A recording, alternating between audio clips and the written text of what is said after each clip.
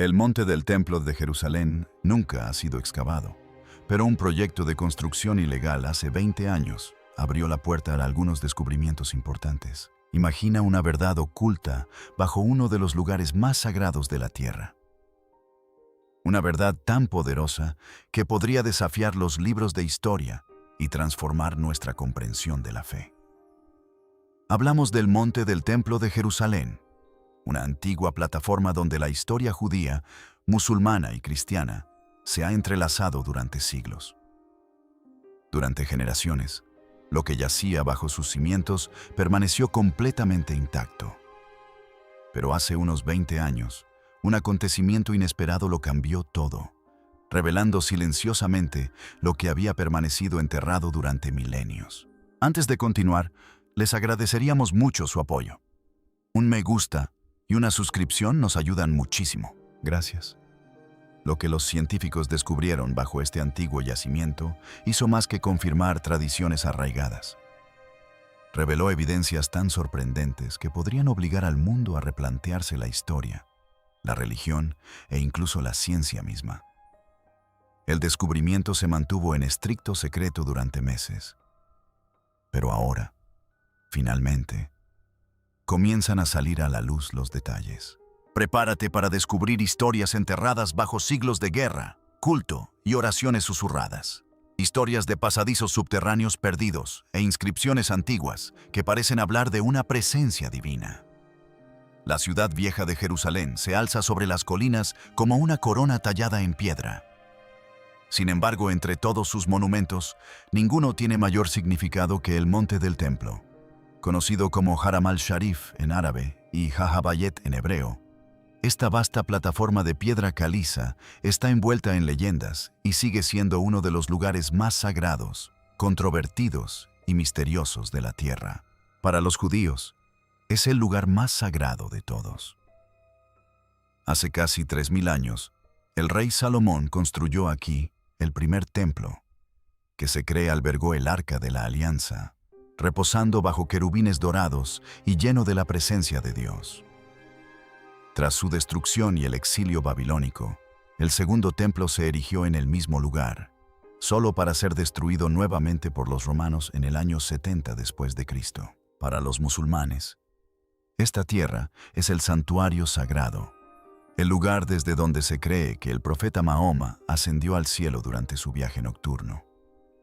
En su corazón se alza la cúpula de la roca, construida en el siglo VI, que aún resplandece en el centro de la meseta. Durante un tiempo, este lugar sagrado incluso sirvió como el primer Ka del Islam, la dirección original de la oración. Para los cristianos, el monte del templo tiene un profundo significado debido a su estrecha conexión con la vida y las enseñanzas de Jesús.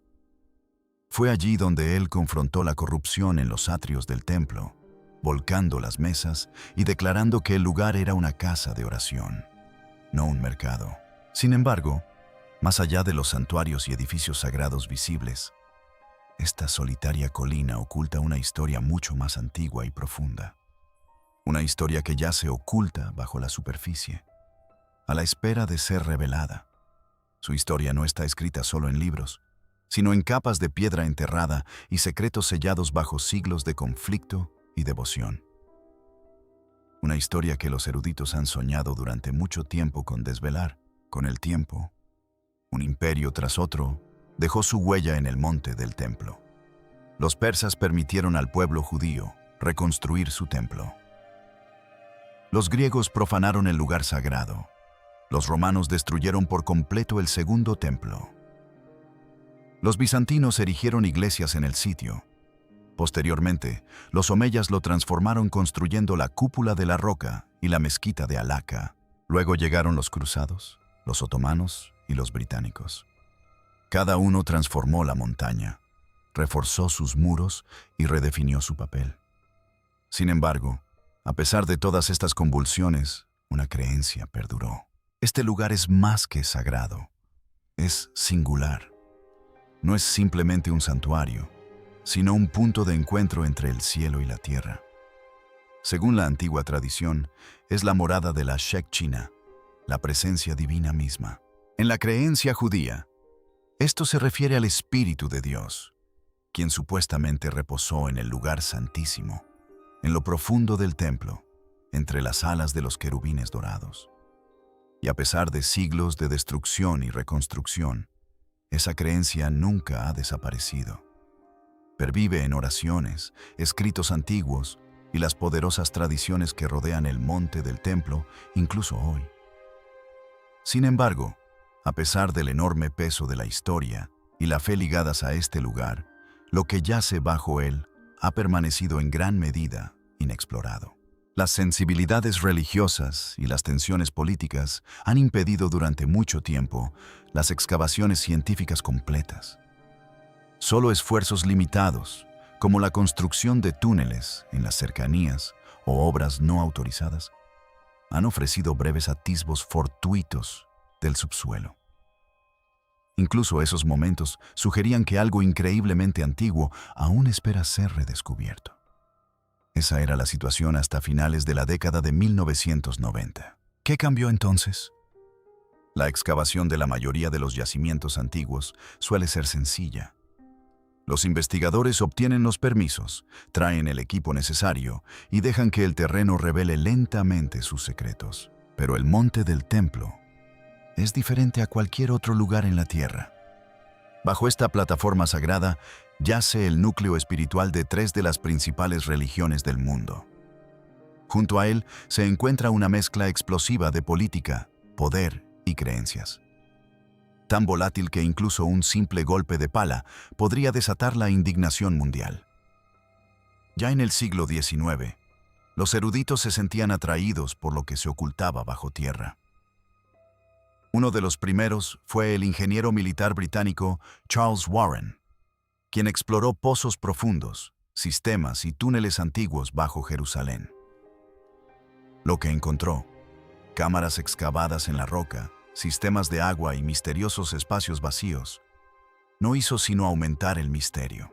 ¿Qué más podría esconderse bajo la superficie?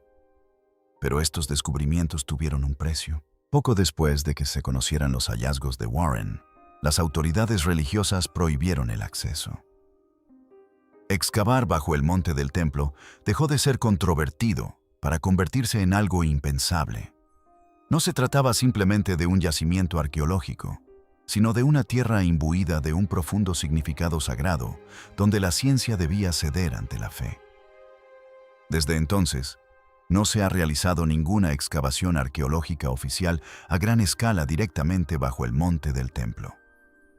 Las razones son tanto espirituales como políticas. En la tradición judía, el monte del templo es el lugar más sagrado de la tierra. Se cree que el Santo de los Santos, el espacio más sagrado del antiguo templo, se encuentra en algún lugar bajo la plataforma. La ley judía prohíbe estrictamente entrar accidentalmente en esta zona, una preocupación tan seria que, durante generaciones, muchos judíos religiosos han evitado incluso pisar el monte.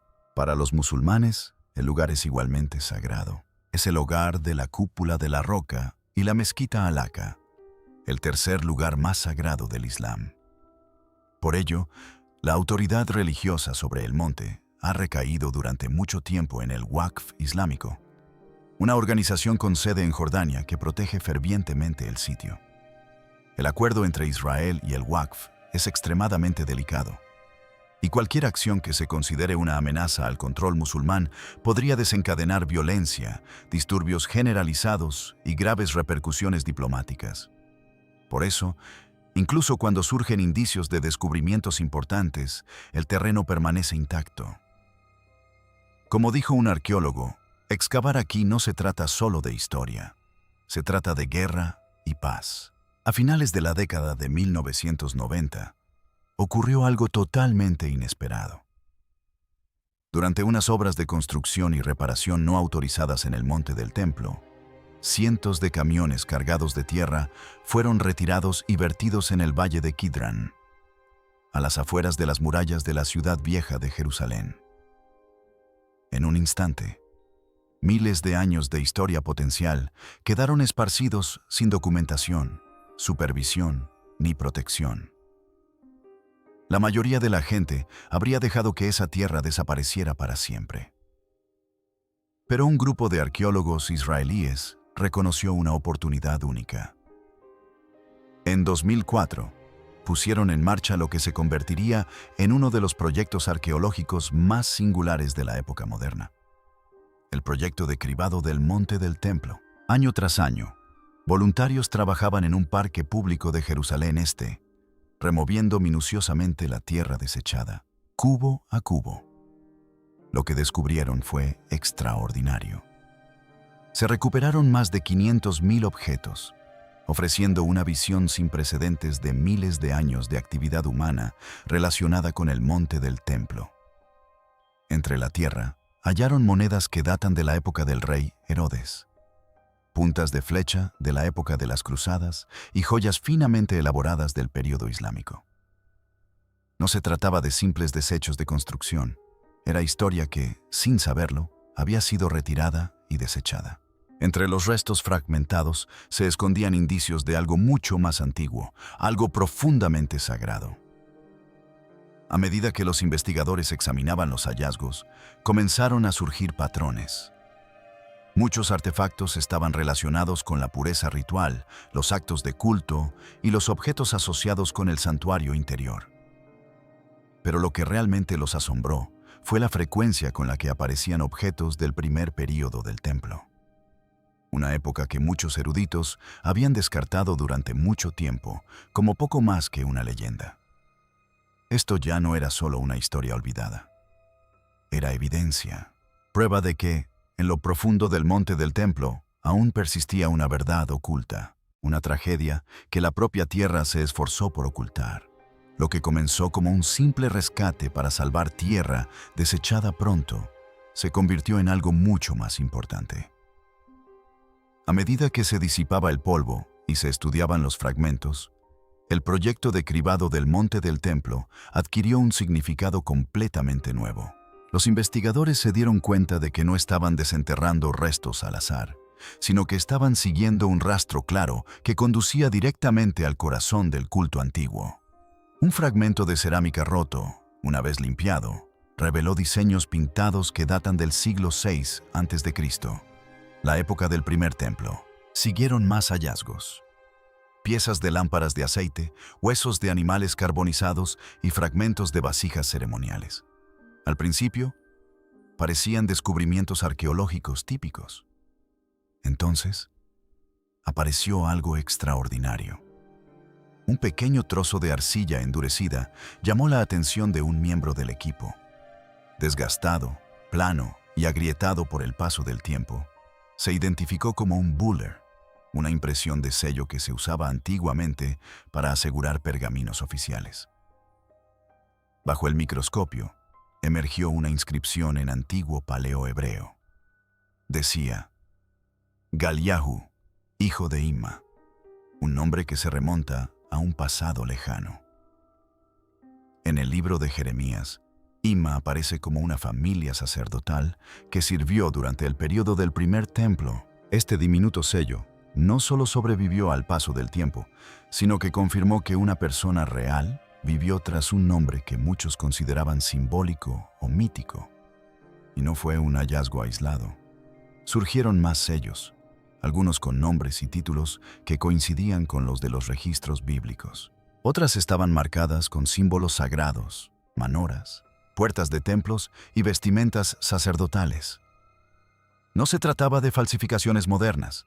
La datación era consistente, la escritura auténtica y la evidencia irrefutable. Con el tiempo, quedó claro que no se trataba de objetos aislados al azar. Eran fragmentos destrozados de un sistema sacerdotal organizado que había operado justo aquí. Uno de los hallazgos más valiosos fue un peine de marfil finamente tallado. Sorprendentemente, sus dientes permanecieron intactos tras siglos bajo tierra. Una inscripción grabada en uno de sus lados se considera una de las frases completas más antiguas jamás encontradas en lengua cananea, y hace referencia a la higiene personal y posiblemente a la pureza ritual. Era un objeto cotidiano, pero profundamente significativos dentro de un entorno sagrado. Luego aparecieron objetos directamente relacionados con el culto. se encontró un pequeño sensor de bronce usado en rituales del templo, aún cubierto con el oscuro residuo de antiguas ofrendas aromáticas. Cerca yacían piezas de joyería delicada, probablemente usadas por sirvientes o fieles del templo, tal vez caídas durante momentos de caos, guerra o exilio forzado. Entre las reliquias de la primera época del templo, se encontraban artefactos de los períodos romano, bizantino e islámico posteriores. Una clara evidencia de que el lugar permaneció sagrado a lo largo de los siglos, las religiones y los imperios. Sin embargo, fue la capa más antigua y profunda la que atrajo mayor atención. A pesar de las afirmaciones persistentes de algunos eruditos y figuras políticas de que no existía evidencia sólida del Templo de Salomón, un creciente conjunto de pruebas físicas contaba una historia diferente. Estos objetos no solo eran antiguos, sino también precisos. Coincidían demasiado con las descripciones de los roles sacerdotales, las prácticas rituales y las tradiciones sagradas como para ser descartados. Cada artefacto extraído de la tierra desvanecía décadas de dudas, sugiriendo que este lugar, que algunos creían que solo existía en las escrituras, era real, activo y tangible. A medida que los arqueólogos cartografiaban la ubicación de estos objetos, surgió un patrón sorprendente. Los artefactos no estaban distribuidos uniformemente, sino concentrados en una sección específica de los escombros, lo que sugería la existencia de algo más profundo, posiblemente un área derrumbada o un espacio oculto sellado hace mucho tiempo. Esta distribución indicaba la presencia de cámaras enterradas y pasadizos olvidados que habían permanecido intactos durante más de 1000 años. Este descubrimiento lo cambió todo. Entre 2021 y 2024, un nuevo equipo de investigadores comenzó a combinar tecnología moderna con mapas olvidados que datan del período del mandato británico. Su atención se centró en el extremo sur del Monte del Templo, cerca del muro occidental. Durante generaciones, ingenieros británicos, funcionarios otomanos y los primeros viajeros habían informado sobre extraños huecos subterráneos en esta zona, mencionando cámaras, escaleras y espacios huecos. Pero durante décadas, estos relatos fueron descartados como rumores. Ahora, por primera vez, la ciencia estaba lista para comprobarlos. Entonces, en 2023, todo cambió. Con las excavaciones tradicionales aún prohibidas, los científicos recurrieron a la tecnología moderna. Utilizando un radar de penetración terrestre, el mismo método empleado para localizar cámaras ocultas dentro de las pirámides egipcias, comenzaron a escanear bajo la roca madre. Casi de inmediato, aparecieron anomalías. Surgieron líneas rectas y ángulos agudos, donde la naturaleza debería haber dejado solo caos. Los escaneos sugirieron la existencia de cámaras subterráneas selladas, enterradas bajo siglos de reconstrucción y derrumbe. El equipo comparó entonces estos datos con mapas dibujados a mano de principios del siglo XX, creados por oficiales británicos a quienes se les concedió acceso brevemente durante los últimos años del Imperio Otomano. La coincidencia fue asombrosa. Los mismos corredores, las mismas escaleras bloqueadas y los mismos espacios vacíos inexplicables aparecían en ambos. No se trataba de coincidencias, eran las mismas estructuras. Avanzar requería extrema precaución. Si bien excavar directamente debajo del monte del templo era imposible, los trabajos cerca de los túneles del muro occidental, justo fuera del propio monte, estaban legalmente permitidos y ya estaban en marcha. Mientras los trabajadores retiraban cuidadosamente los escombros de las capas antiguas y bizantinas, descubrieron una escalera parcialmente enterrada, tallada directamente en la piedra caliza. Esta descendía a una antecámara olvidada. En su interior, daba la sensación de que el tiempo se había detenido. Las paredes superiores lucían tallas bizantinas, cruces descoloridas, nichos e inscripciones apenas visibles. Era evidente que la cámara había servido en su día como lugar de culto cristiano, probablemente entre los siglos II y V después de Cristo. Pero lo que yacía bajo el suelo era mucho más revelador. A escasos centímetros de la superficie, Los investigadores encontraron una segunda base, mucho más antigua. Surgieron enormes piedras de cimentación, talladas con maestría y encajadas con una precisión pocas veces vista después de la época del primer templo. La artesanía se asemejaba mucho a las técnicas de construcción encontradas en las puertas de Salomón en Megiddo, una muestra de la ingeniería del antiguo Israel. Este descubrimiento lo cambió todo. La cámara no era simplemente una capilla bizantina. Había sido construida sobre algo mucho más antiguo, algo olvidado hace mucho tiempo. El análisis estratigráfico lo confirmó. Esta capa inferior era anterior a las renovaciones del templo de Herodes, posiblemente por varios siglos. Su ubicación oculta bajo la montaña coincidía con las descripciones bíblicas de espacios sagrados, lo que apuntaba a un propósito muy específico e intencional. Y entonces llegó la inquietante constatación. Pronto apareció a la vista una segunda escalera, parcialmente derrumbada y obstruida por escombros, que descendía aún más profundamente en la roca antes de desaparecer tras una barrera sellada. Este bloqueo no era fruto del tiempo ni de la naturaleza. Había sido construido deliberadamente por manos humanas. Hace mucho tiempo, alguien tomó la decisión consciente de ocultar este lugar, de sellarlo como si fuera una puerta que jamás debería volver a abrirse. La pregunta era imposible de ignorar. ¿Qué intentaban proteger u ocultar? La ubicación de la cámara, sus características arquitectónicas y su relación con textos antiguos apuntaban a una única posibilidad. Esto pudo haber sido parte del santuario interior o un pasaje que conducía a él, pero los investigadores no estaban preparados para afirmarlo públicamente. Todavía no. Necesitaban pruebas más contundentes, y esas pruebas no provendrían de los muros de piedra, sino de lo que yacía bajo ellos, dentro de un sistema hídrico que, lógicamente, no debería haber existido.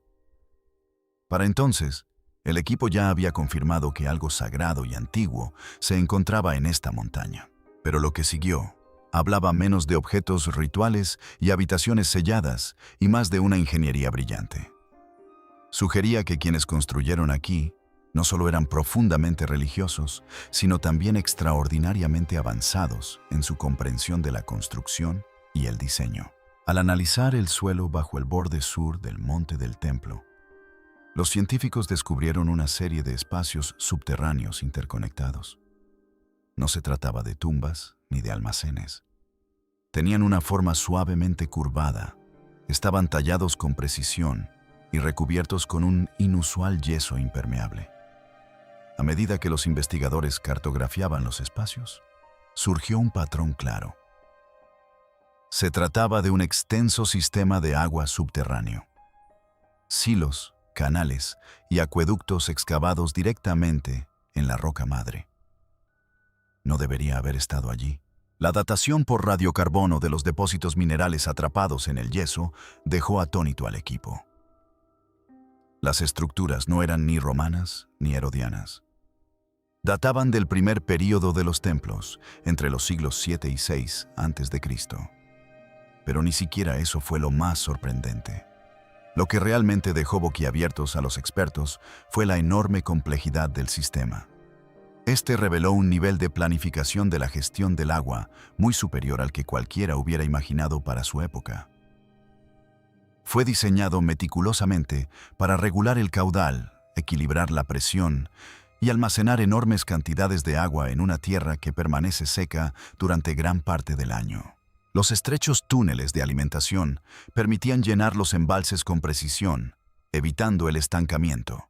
Los canales de desbordamiento redirigían el exceso de agua a cámaras secundarias, manteniendo el suministro y evitando inundaciones.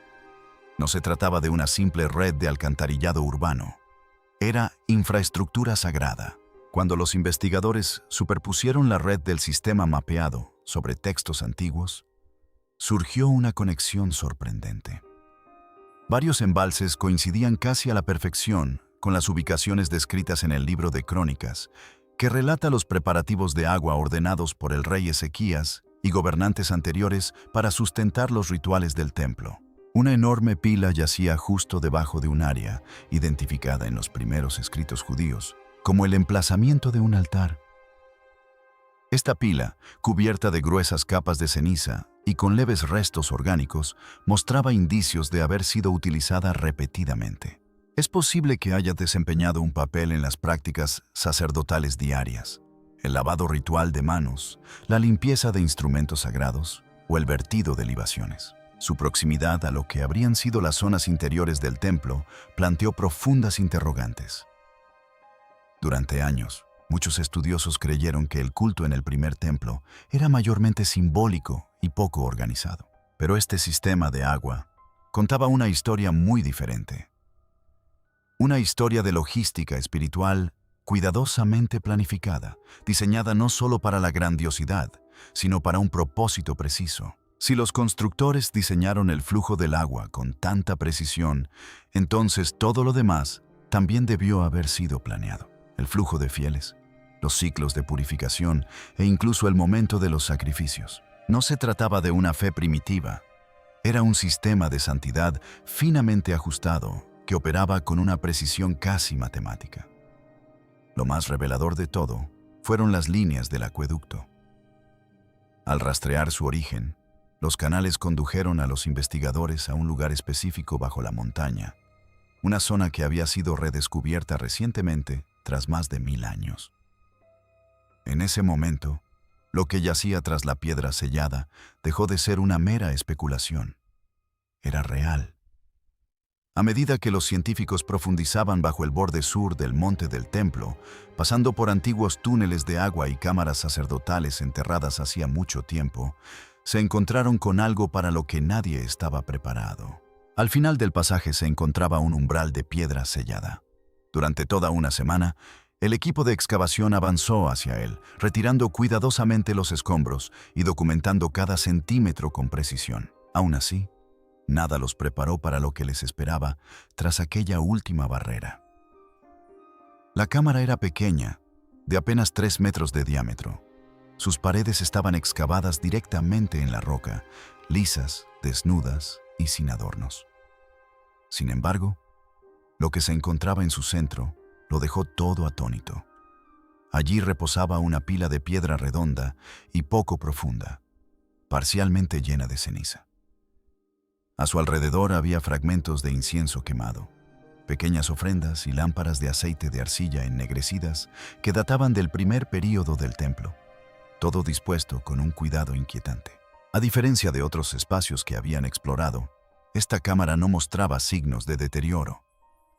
Había sido sellada intencionalmente, como si quienes la cerraron quisieran conservarla para siempre, intacta por el paso del tiempo. La pila misma presentaba leves marcas desgastadas por los siglos, pero aún visibles bajo la luz de los arqueólogos.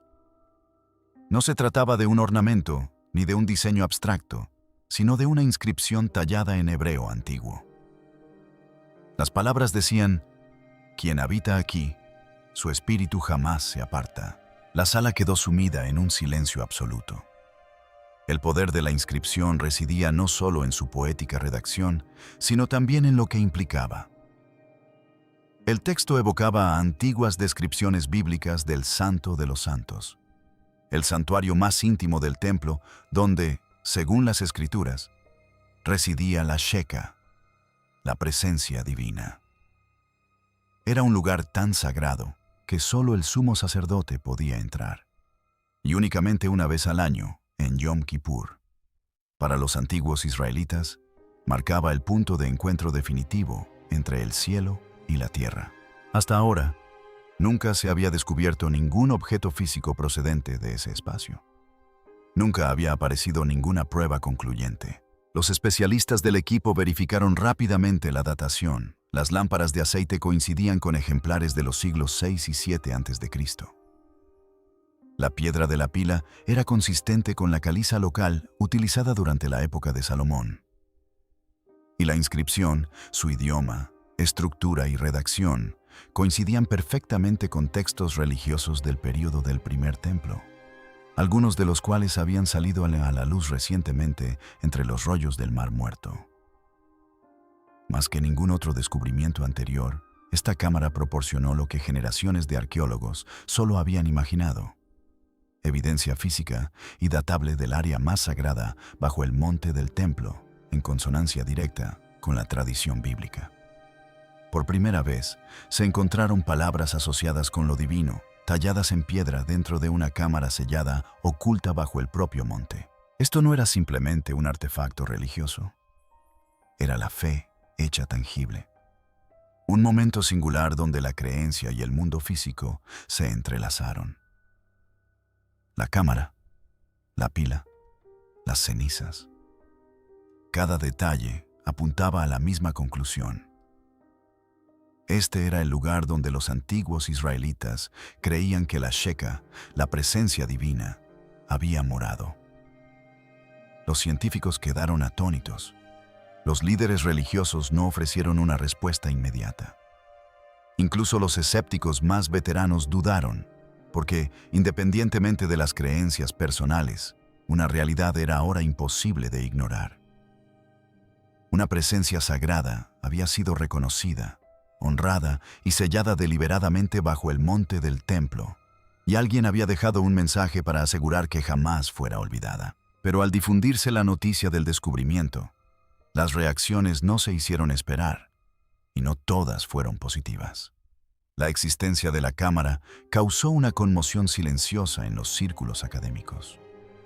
No solo por su antigüedad o por haber estado sellada, sino porque todo en su interior, la inscripción, la pila y los restos de antiguas ofrendas, coincidía con descripciones que muchos habían considerado durante mucho tiempo simbólicas, metafóricas o moldeadas por la leyenda. Para muchos observadores, la frontera entre la fe y la realidad histórica se volvió repentinamente difusa. Los hallazgos nunca se anunciaron públicamente por completo. En cambio, los detalles fueron surgiendo lentamente, susurrados en redes académicas, debatidos a puerta cerrada en congresos y discutidos en privado dentro de instituciones religiosas. Las autoridades, plenamente conscientes de la extrema sensibilidad política y religiosa del monte del templo, han evitado hasta ahora una divulgación generalizada. Si bien el descubrimiento aporta claridad y confirmación para algunos, también plantea profundos desafíos para otros. El monte del templo sigue siendo sagrado para judíos, musulmanes y cristianos por igual. Cualquier afirmación de que una narrativa religiosa ha sido probada de forma definitiva corre el riesgo de provocar protestas, disturbios o incluso violencia. Por ello, las autoridades actúan con extrema cautela, manteniendo declaraciones públicas vagas y evitando conclusiones definitivas. Sin embargo, algunos grupos cristianos consideran el descubrimiento una señal poderosa, viéndolo como una conexión tangible entre las antiguas escrituras y el mundo moderno, e incluso como un paso hacia el cumplimiento de antiguas profecías. Para ellos, el templo siempre ha representado un punto de encuentro físico entre lo divino y la humanidad, y ahora creen que existen pruebas que respaldan esa creencia. Muchos líderes judíos ortodoxos, por su parte, han reaccionado con moderación y tristeza. La posibilidad de que se haya accedido o revelado la zona asociada con la Shekinah resulta profundamente inquietante. Según la tradición, acercarse a un espacio así, sin la debida preparación espiritual, se considera una grave transgresión. Desde esta perspectiva, el descubrimiento no solo es sagrado, sino también prohibido. Sin embargo, tras bambalinas, ha comenzado una carrera silenciosa. Destacados arqueólogos y físicos abogan por métodos de investigación no invasivos, como la tomografía de muones, la misma tecnología de escaneo de partículas utilizada en 2017 para detectar cámaras ocultas dentro de la Gran Pirámide de Giza. Su objetivo es cartografiar espacios subterráneos adicionales bajo el monte del templo, sin perturbar la superficie ni provocar conflictos. Al mismo tiempo, historiadores y biblistas están revisando textos que antes habían sido descartados o pasados por alto, reexaminando las antiguas descripciones de la disposición de los templos, los rituales sacerdotales e incluso conceptos místicos como la Shekinah, no como ideas abstractas, sino como realidades espaciales físicas. Ya se están llevando a cabo conversaciones discretas sobre nuevas subvenciones y colaboraciones internacionales en materia de investigación. Un yacimiento considerado durante mucho tiempo demasiado delicado para su estudio podría representar ahora uno de los descubrimientos religiosos y arqueológicos más importantes del siglo. Sin embargo, para muchos investigadores, la verdadera importancia de este descubrimiento trasciende su antigüedad o sus implicaciones para cualquier tradición en particular. Ofrece una perspectiva sobre cómo los pueblos antiguos organizaban su mundo en torno a la fe, cómo incorporaron la santidad a la piedra, al agua y al espacio mismo. Lo que sucederá después sigue siendo incierto. El acceso sigue siendo limitado y la situación política continúa siendo frágil. Pero una cosa es innegable. Hemos vislumbrado algo real, algo oculto durante miles de años, algo que millones creyeron que se encontraba en el centro del mundo. Quizás aún no veamos el panorama completo, pero por primera vez estamos explorando el monte del templo, no desde arriba, sino desde dentro. Gracias por ver este episodio. Su apoyo significa muchísimo para nosotros. No olviden darle a me gusta, suscribirse y activar la campanita para no perderse nuestras últimas actualizaciones y nuevos videos.